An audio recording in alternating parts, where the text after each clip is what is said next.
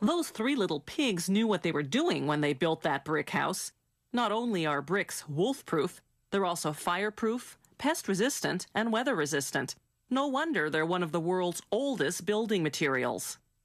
Bricks are often made of shale, a lightweight rock that splits easily into thin layers.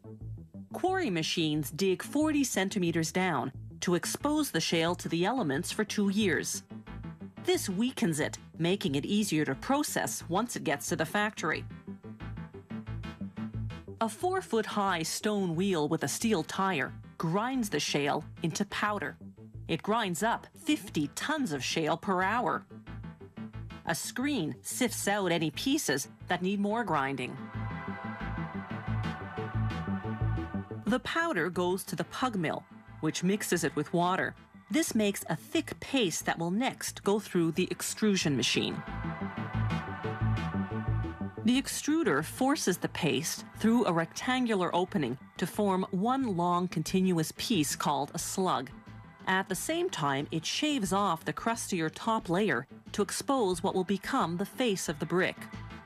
If this gray shale mixture is fired as is, it'll naturally produce a red brick.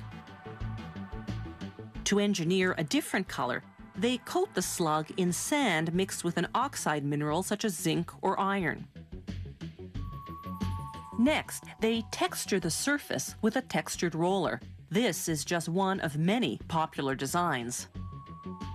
Then, a large knife comes down like a guillotine and slices the slug into 5-foot lengths.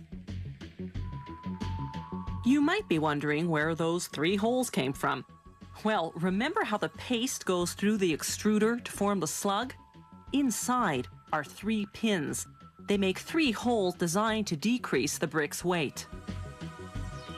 Out of each 5-foot length, they cut 20 3-inch bricks.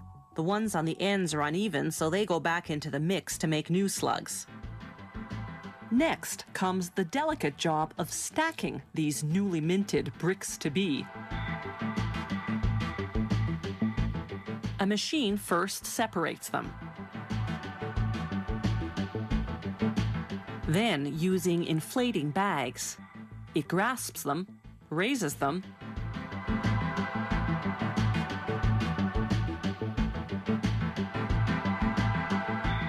then stacks them. Meanwhile, the water in the bricks is starting to evaporate.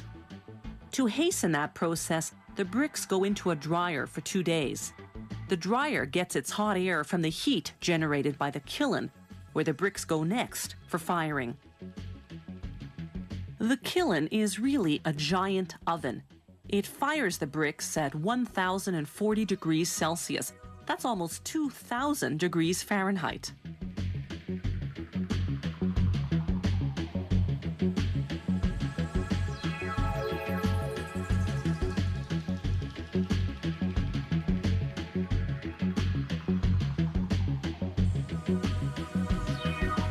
One and a half days later, the bricks are ready.